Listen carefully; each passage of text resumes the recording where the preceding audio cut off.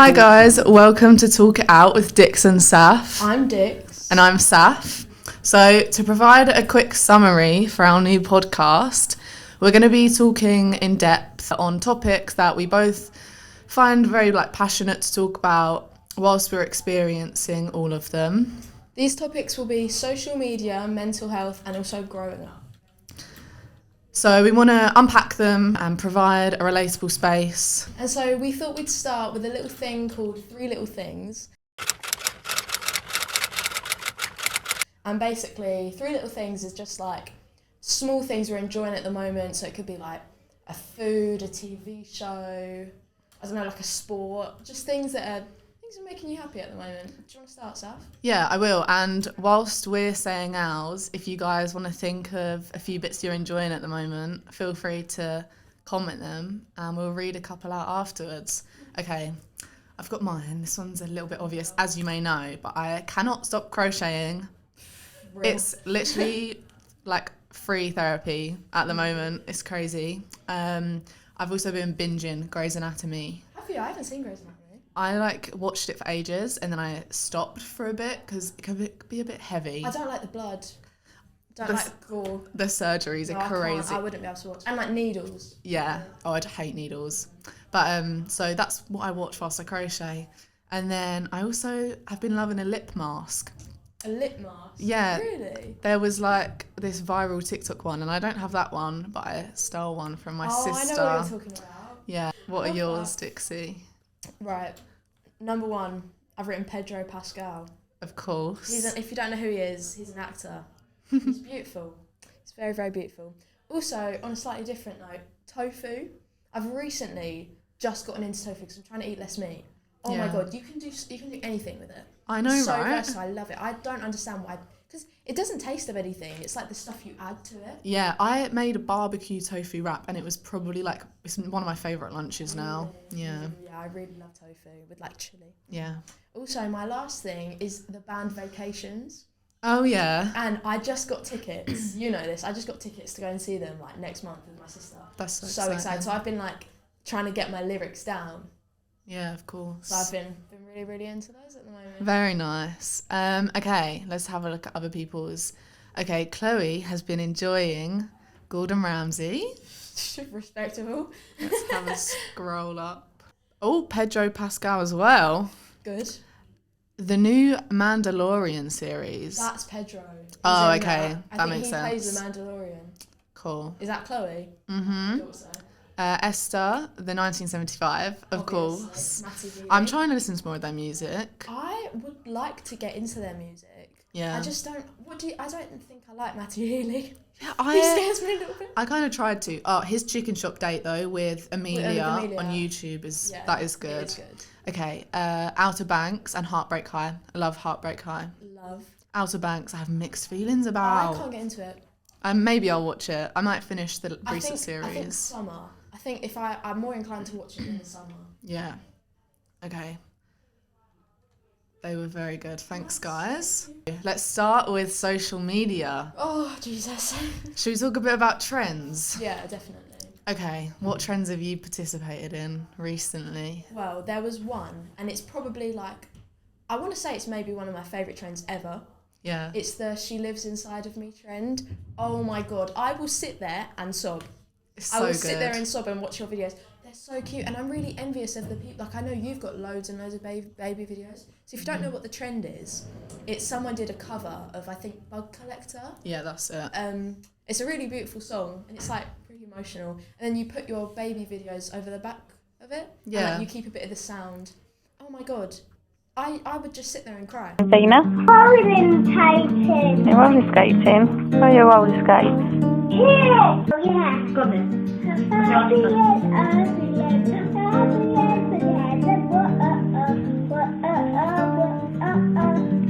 It's a nice trend that everyone can Yeah, I think some trends can be very toxic and they romanticize certain habits and things definitely. like that.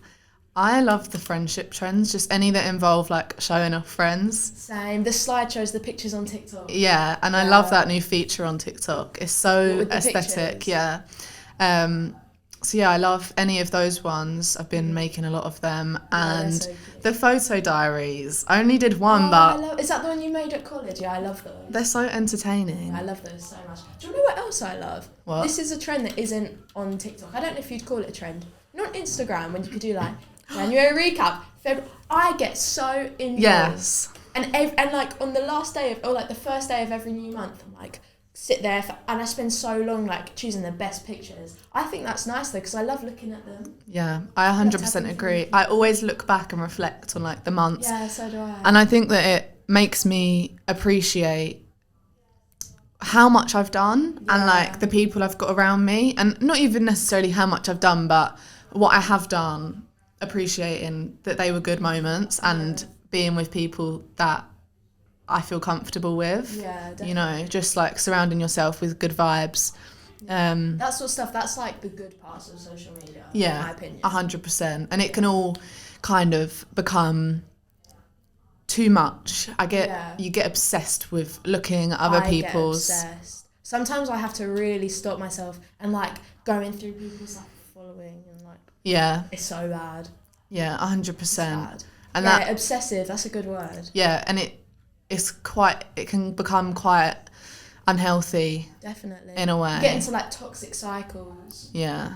So with FOMO, which is the fear of missing out, I feel like a lot of people know what it is, but just in case, because I only like really found out like about it probably a couple of years ago. Yeah. Because it's just like the phrase that people throw around. But FOMO. yeah, I think that's like become a whole. You can get FOMO in real life, but it all starts from the online experience, because that's where you see it all. Yeah, you and know? it's like everything is online. Everyone posts absolutely everything. Like me, I post absolutely everything online, and like I think it's so easy to feel left out, even if they're not really doing anything. Like I know I could be having like, you know, like picture or it didn't happen, or like post it or it didn't happen. Yeah, I know. I could be having like a not great time. Like I could be somewhere not really enjoying myself, but if I take a picture, I could see how I could make it look like I'm having a really nice time. Yeah.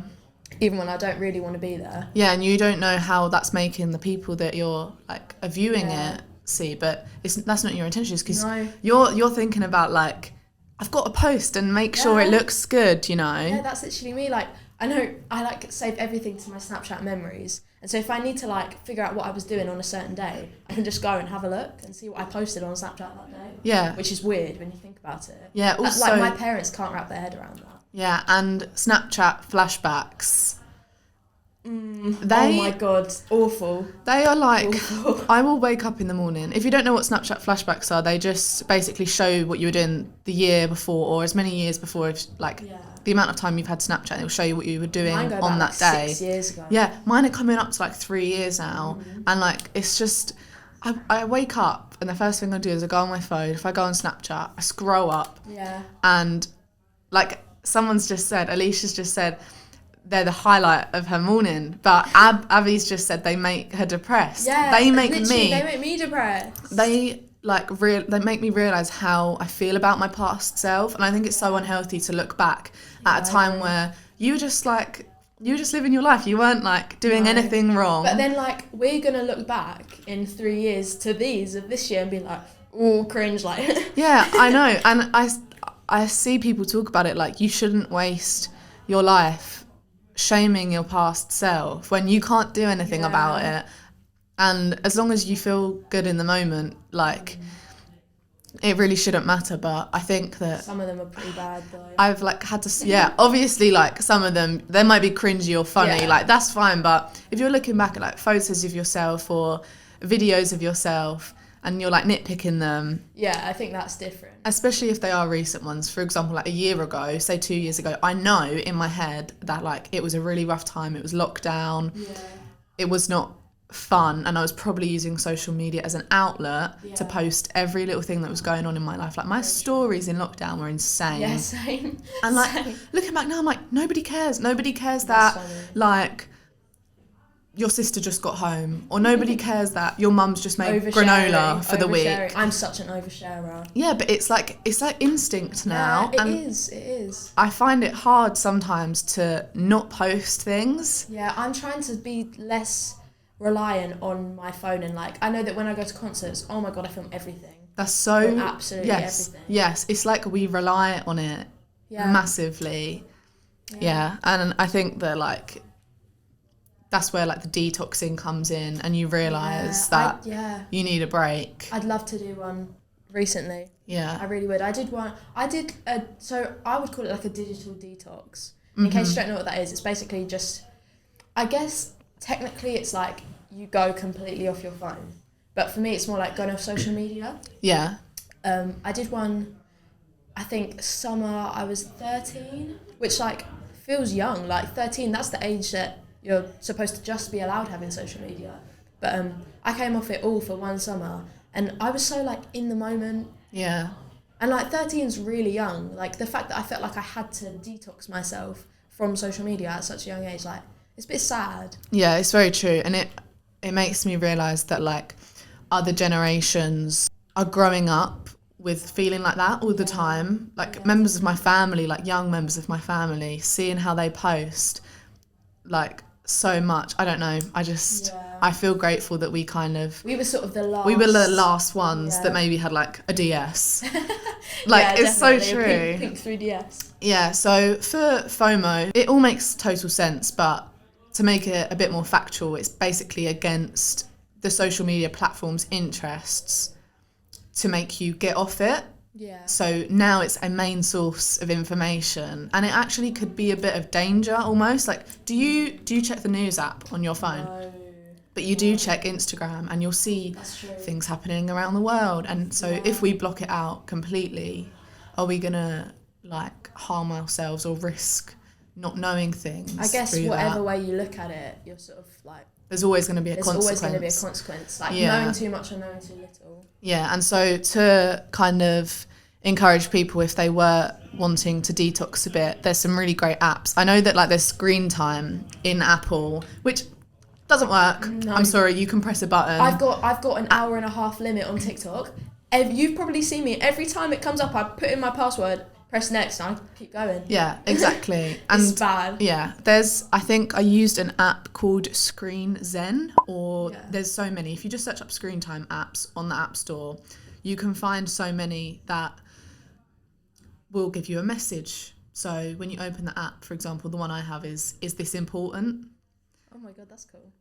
And I'm going to be completely honest, it worked for like 2 weeks. Really? And my screen time was down so low.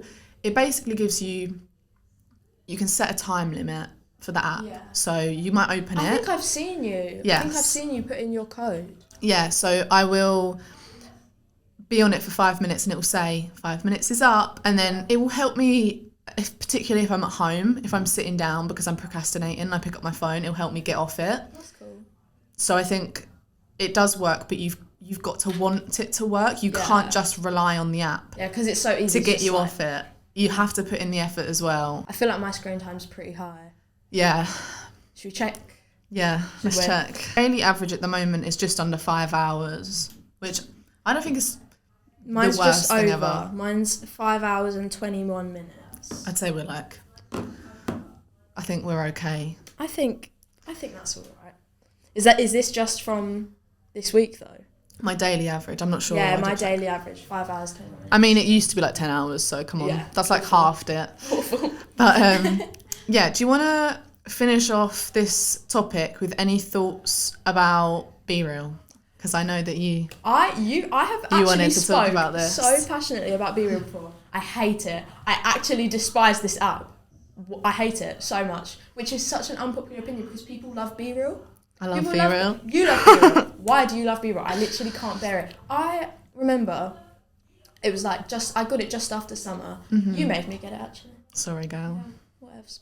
And it was fine for like a few days, but oh my God, I would get obsessed with like, because I would think, because I know you're real on BeReal, but half the people aren't actually being real on BeReal. Yeah. And I would just be like, why are all these people out having fun? And every single BeReal, I'm in my bedroom watching Modern Family with my dogs.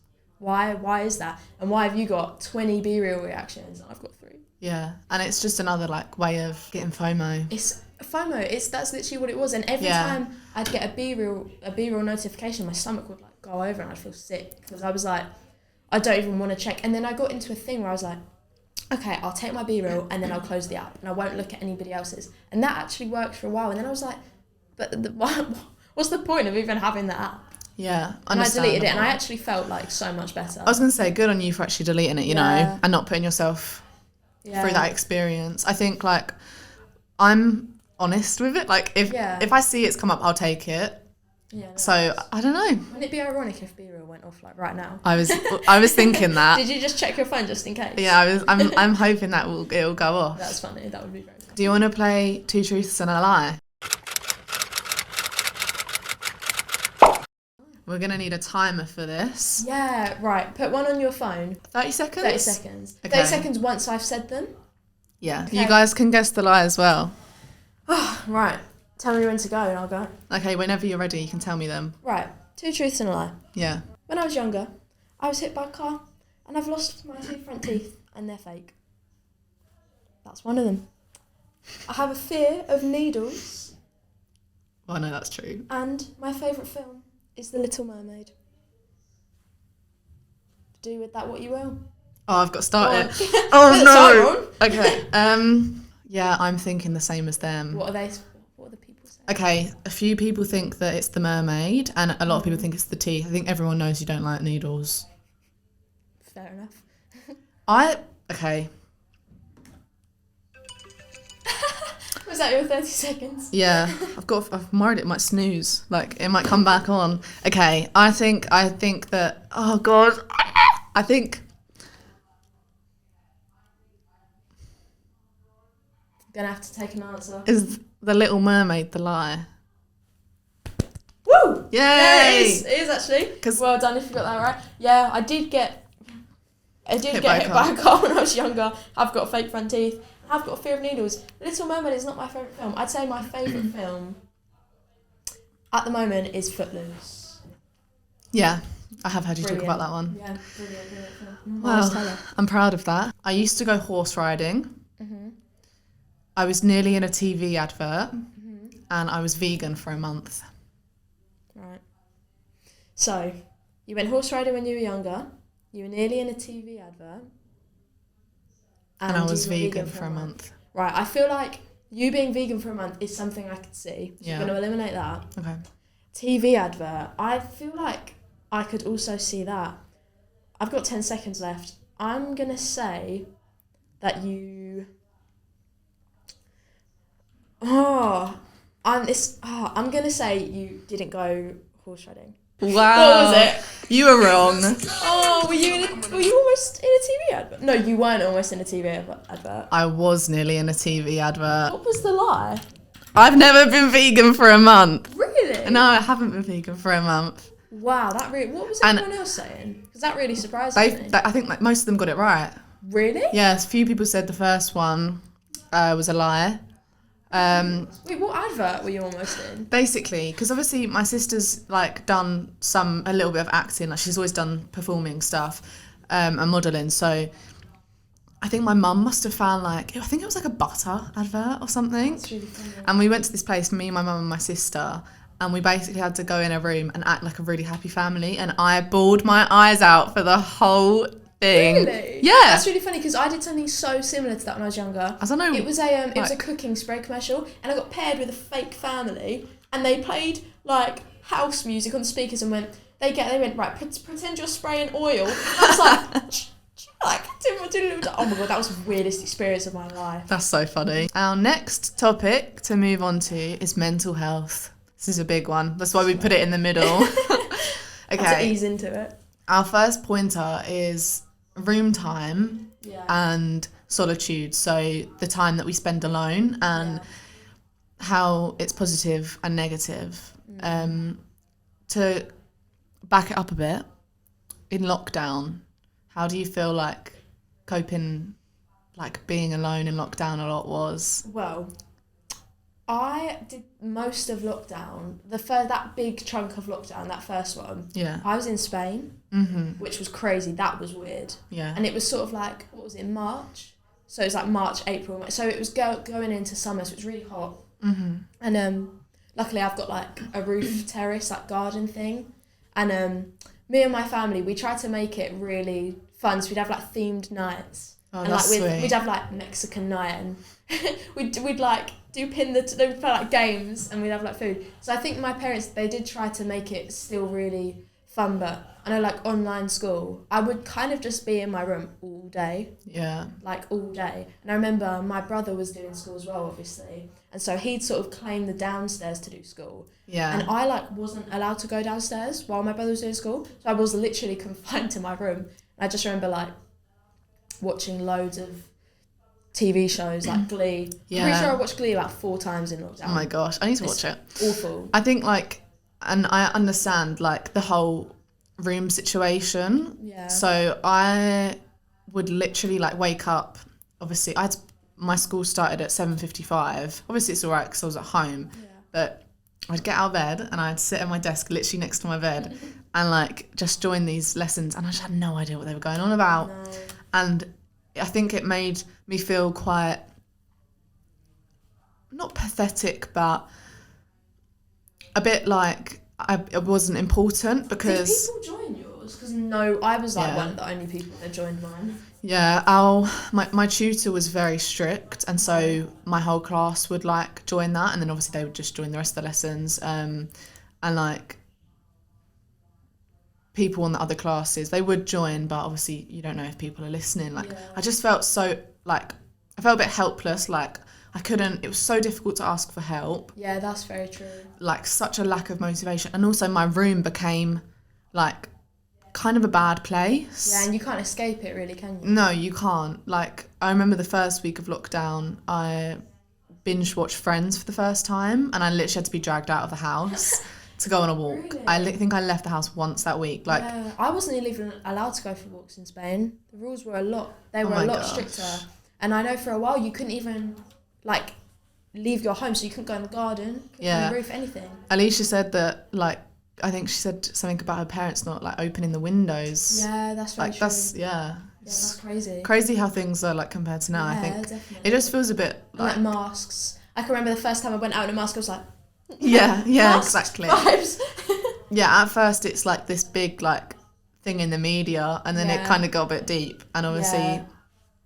I just think that like it definitely affected everyone in different ways. And like TikTok really started popping off in It lockdown. did. But That era. oh my god, that era. But that I think it was like the second lockdown. It was the lockdown that was like over Christmas. It was like December. Yeah. That was, I had just came back to England. Oh my god, that was really bad. That was I really agree. bad. And my room, if you think about, I was living in Spain for like 2.5 years. Coming back to my room that hadn't been changed since I was like 12. It's like a time travel. It was like a time travel, and obviously I changed as a person. So I hated my room.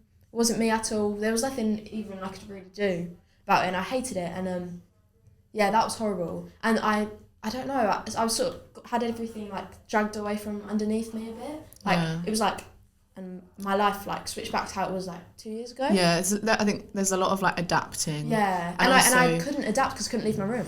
Yeah, and like just accepting lots of change, but you couldn't really escape it because you were just stuck at home. I know, and I couldn't see any of my friends. I mean, obviously that's like a universal thing, but like, Yeah. I really needed my friends at that time of like that massive change. Yeah. Yeah. Blooming naive. I agree. And like I remember reaching out to so many new friends during lockdown, and I think like just talking to new people, I think online is so much easier. Yeah, definitely. It's so accessible. It is. And I would send videos to people. Like I'd never really FaceTime anyone new, but like I got in contact with old friends, like from our first primary school. Really? Like yeah, I did. And like it was good in that aspect, and I think it kind of taught me a bit that you can make new friends, and then that led me to make even newer friends that I really hoped to become close with. Yeah. Which, and you know these people, and almost like manifested that yeah, no, a I bit. know what you mean. I always get like that. I always get like that. Like I always feel like I've accidentally like manifested people into my life, and I do get what you mean. Like one of my best friends I made through like mutual love of Glee. Yeah. In lockdown. Yeah, exactly. And I don't know how you feel about manifestation, but for me, I think you can do it, but it does require your effort. Yeah. Whether I've manifested loads of things. whether it's conscious or not. Yeah. Like when I reflect back now, I'm like, shit, like I do that. wanted that and I've got it or now. Like I read back like old journal entries and I'm like, that's weird because all that stuff is happening or has happened. Yeah, So I always true. get moments like that. Okay. Do you feel different around different types of people? Do you find yourself acting differently? Do you want to talk a bit about that? Yeah, I mean, do you? Because I feel like yes and no. I notice it like in the small ways. So with like my bestest friends, I will like, we can talk about absolutely anything for like hours on end, and I am weird. Like I get so weird.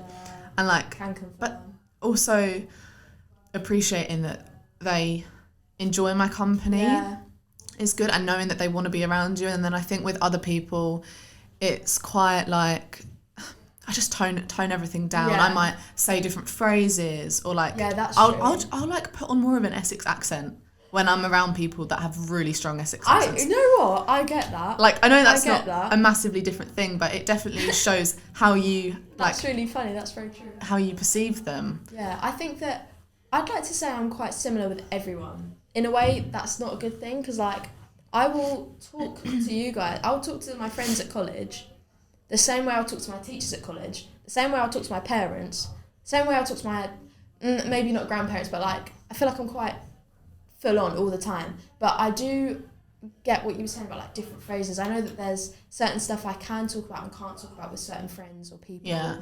Obviously, you got to bite your tongue when you're talking to like certain people. Yeah. Whereas I love it when I'm around people and I don't have to bite my tongue at all. And everything I say, no, I'm not gonna get like a funny look or anything.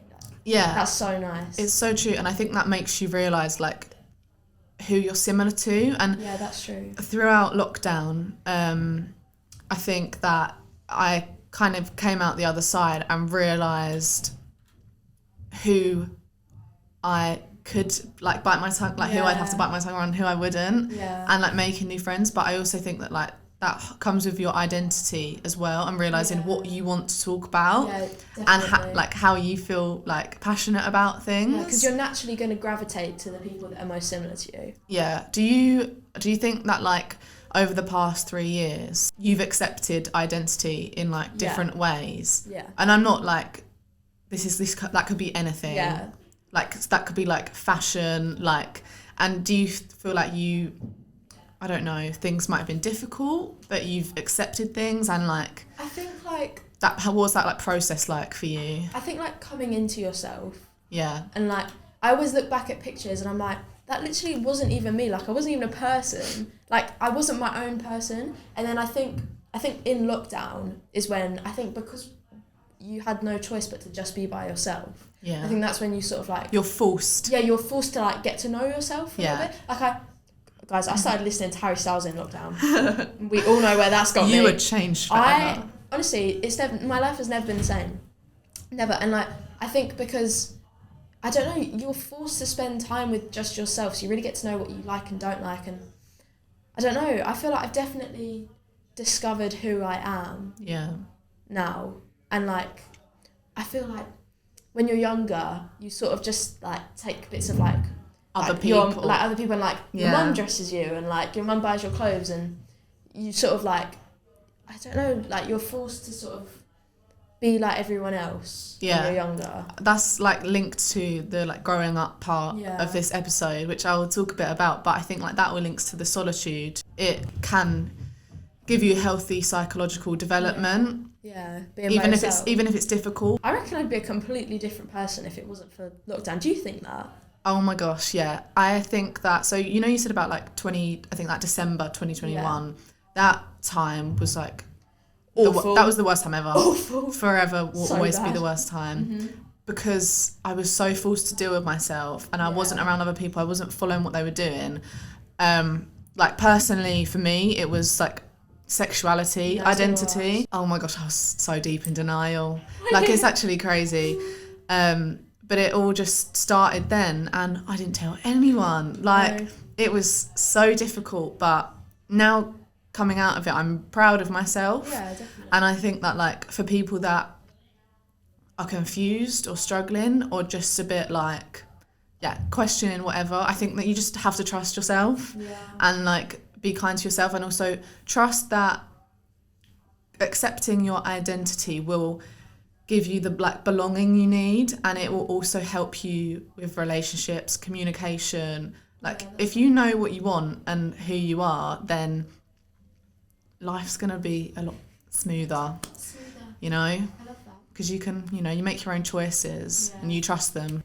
Growing up in sort of like COVID, because like when you think about it, our early teenage years, like our adolescence, was spent inside. So like we as a generation didn't get to experience the same things that like our parents would have experienced when they were our age. Yeah, I think I just felt a bit like a chunk was missing. I felt like I came out on the other side and I was supposed to be getting a fake ID and going out clubbing. Yeah. That's like, how I felt. But like such a big chunk of like growing up, we couldn't really experience. So I feel like all of the stuff that we were supposed to experience at sort of 13, 14, it's sort of all been like pushed forward. I feel like we're experiencing those things now. I 100% because it's like agree. it's sort of like time stopped in lockdown. Yeah. Well, because like obviously couldn't experience things really. Yeah, I agree. Okay, for growing up, and they're all very similar. So talking about like that consciousness of who you are, when do you think that your like awareness grew? And just before, I'm gonna give this fact that I found, which kind of makes sense. So I wanted to know when we kind of started to be conscious of other people and their perspectives. And basically when you get to 9 to 11, your frontal lobe reaches adult size and neuronal density, which basically means you can understand other people's perspectives and you have really more awareness. So like, you know, when you become your own person, suddenly you're aware of everyone around you and, you know, you feel a bit more separate. Yeah, that's very true actually. Do you like know when that like clicked for you?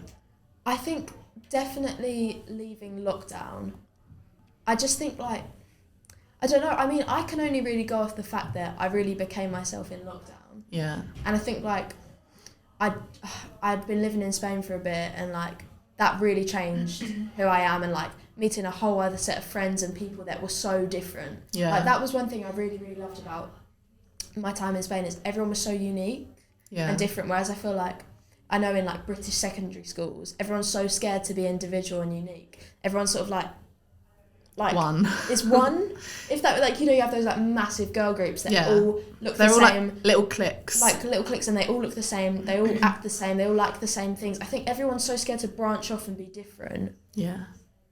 And then I think coming out of lockdown, I realised that like I actually wanted to branch off, and like I wanted to like embrace. Like, yeah, and no, it makes sense because when we came out of lockdown, it's like we could do stuff now. Yeah. Like it made you realise how restricted we were. Yeah. And I was really eager to like show everyone like not the new version of me, but like kind of. So true. I was so different. Like coming out of lockdown, like at the start of lockdown and the end of lockdown, I feel like I was so different, and I wanted people to get to know me in a way. Yeah. Like I wanted to tell people about all these things that have like made me who I am. Like I wanted people to know. Yeah, and I think a lot of that, like when I went back to school after that time, completely like agree with what you said, and like wanting to like almost like have your own opinion. Yeah, definitely. Like I'd go to school and people would say something that I maybe didn't agree with, and I'd do my best. Obviously, I remember like trying to like stand up for either myself or like what people were making fun of. Yeah. Even though I'd be so nervous and I probably didn't say the right thing, like just wanting to like feel like I could have a bit of my own voice and be like, no, you can't say that, that's rude, or because like you can do that now. Yeah, because and also like we went into lockdown when we were like 13. Yeah. 13, and then we fully came out like don't know, it wasn't 15, was it? Around 15, I think. Yeah, because like that's a big age gap.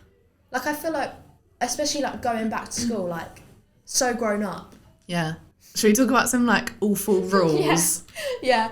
And like funny, weird little. Have you seen all the protests at the moment where they're protesting for like more toilet breaks? Yeah. Okay. Some of them are like like the ones about male teachers like checking the skirts. Fair enough. Protest for that. Some of them are so funny though. I've seen like, I mean, I get like if your school has bars around your toilets, I get that. I've seen people that have that. Oh my god, that's so weird. I think I've seen that as well. But yeah, like it's actually crazy. Were there any that stuck out to you? Like weird school rules. I found somewhere that listed a few, and I wanted to pick out the ones that I remembered. So, keeping your blazers on and having to ask. It would be boiling hot. Yeah.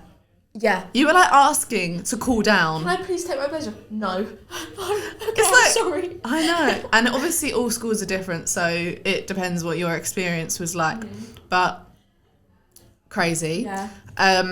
Waiting to sit down, like, so when a teacher came in. Yeah, I forgot about that. I didn't have this all the time, but when I saw it, I was like, I have definitely had a teacher that did that. And I think that she was maybe like higher up in the hierarchy of the school.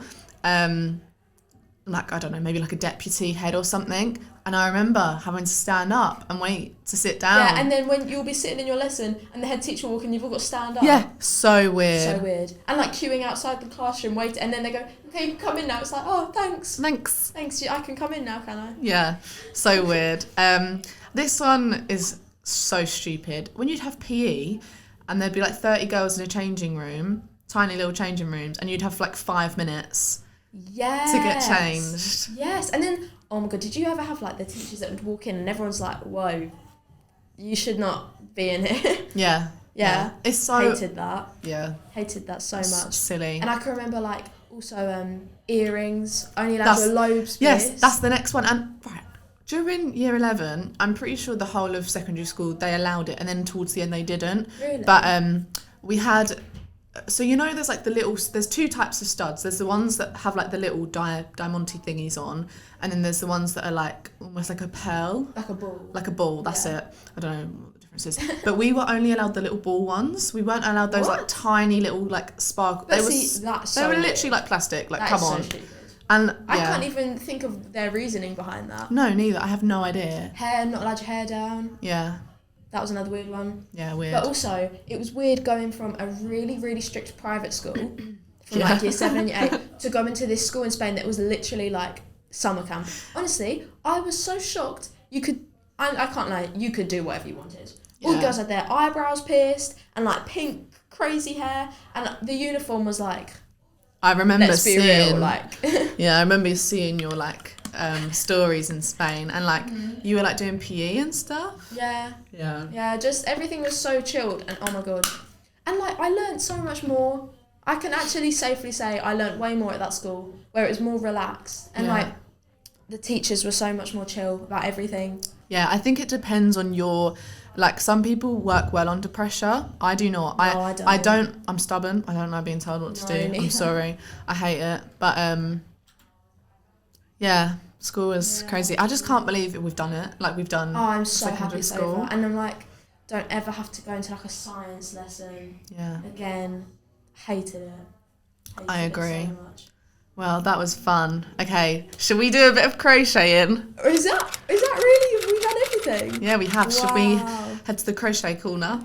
I think we should. Okay. I honestly think we should. For this part of the podcast, we're going to crochet and... Are you okay? Yeah. And reflect on any bits. Lovely 5 minutes of crocheting. Nice segue out. Maybe talk about what we're making. Do you want to show what you're making? I mean, I haven't really started it yet. That's fine. So, at the moment, I am currently making, if you know, you know, Harry Styles' cardigan. Oh, it's a very big, if you know, you know. I'll put a picture on the screen. But iconic cardigan, and I went to see it with my friend Asha. It's in a museum. It's in the Victoria and Albert Museum. Oh my god. Yes. It's the best thing ever. And then for Christmas, I got like a kit. So I've just got to make like loads of little patches, which is a bit tedious. But what are you making? I'm making this top. It's going to be a bit longer. The little flowers at the bottom are really difficult, but it's really fun. So I'm doing that, but I'm going to have to try and hold it up so you can actually see what I'm doing. Got my little stitch marker. Have you? Yeah. I lose all of those. Yeah, me too. I lost one And this you know morning. what I also do? What do you do? What? Talk amongst yourselves for a bit, because I've miscounted. Have you?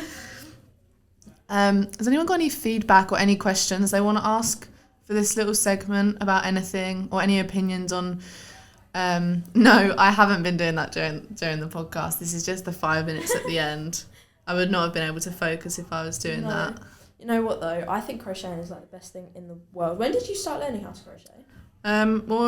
My friend bought the stuff for me, and then I kind of gave up twice. Oh my god, I gave up so many. Like I'd cry over it. Like, you know when you cry over it? when you cry over maths. That's the kind of cry. That's the sort of cry, because I wanted to do it so badly. And you know what? I actually started knitting before I started crocheting. I really want to learn to knit. I can't lie, it's so fun. I'm a premature grandma, because the things I find really fun, honestly, knitting is so relaxing. I think it's more relaxing than crocheting. I just think crocheting is more versatile. Yeah, it's so much fun. So much fun. And like, I love lying in my bed with a movie and like a plan of what I'm going to crochet. If I mess something up when I'm crocheting, oh my god, I get fuming. I start chucking all my wool over it. I'm going to get so angry. Because it's like, you want to do it so badly. If something goes wrong, it really annoys me. I completely agree. Okay, Chloe asked, what was the hardest part of growing up? I think secondary school. Yeah. I think secondary school in England. Definitely, because I think just like bitchy girls. I just think like adapting to the like system, I guess, was I think honestly, I think if secondary school was more like primary school, we would have had so much fun. Definitely. Like, something about the primary school environment was just so like, so fun. I don't know, obviously you obviously become fed up of everything in life, you get bored and you need a change. So I think I was excited to start secondary school, but just like certain aspects to primary school, like secondary school makes you feel like you're not really a kid anymore, and you feel grown up the whole time, even when you're not. Yeah, definitely. Definitely. Yeah, I definitely think that like year 7 and year 8 was quite hard. Yeah, I think puberty in secondary school is difficult. Do you feel like it was like discussed? I definitely think like an example, and I think we've spoken about this before, going to the girls' toilets. Yeah. Where all of the girls are going through puberty and have periods, and like having to hide the fact that like trying to be so quiet in the toilets. Why is that? Like, now I don't really give a crap. I don't care either. I don't know. Do what I need to do. Bloody stigma. Oh my gosh, golden time. Did you have like something like that? Yes, and I loved it so much. We would have probably had a golden time together. Yeah, we probably did, to be honest. It's really cute. And I can remember like the Lego and the painting. I remember making Play-Doh. Play-Doh's so nostalgic. Bloody loved it. I loved it. Love Play-Doh so much. I do feel like our generation is really trying to reclaim back their childhood, like cling on to it a lot more. Yeah. Like, I know like everyone's now saying like my favourite films are actually like the Barbie films. Yeah. Like, and everyone's like still playing with Lego. Slow. I feel like that's probably got something to do with lockdown. Yeah. We were quite young in lockdown. Like I said earlier, we were sort of like the last sort of group to have a semi-normal, like, I know when I was 9, I wasn't like thinking about posting. I know we had like Musical.ly. Oh yeah. Musical.ly, I love Musical.ly so Slay much. Musical.ly. I think it's so funny how people are like posting Musical.lys now. Yeah. They're so fun. Yeah, it's they're like so a new fun. trend. I always make Musical.lys in the car with my brother, like today. They're so funny. They're so cool.